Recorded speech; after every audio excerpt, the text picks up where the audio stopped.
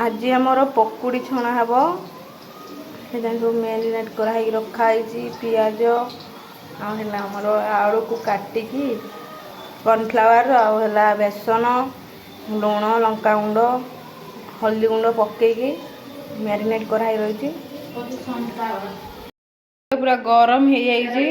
आगुरी मुझे छाणी देती आपन पर देखली एबे देखंतु एटा खा हम डोलिया पकुड़ी भले लागुछ डोलिया दुकान पकुड़ी भल लागुछ दुकान पकुड़ी भला लगुच जो खाई टेस्ट करके जानी जाइले पक्का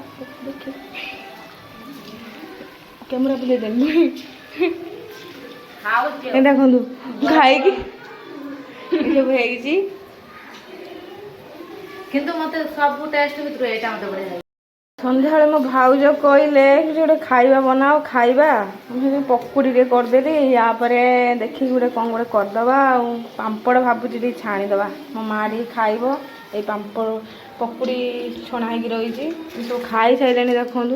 ये पापड़ बाहर कर खाइबार व्यस्त।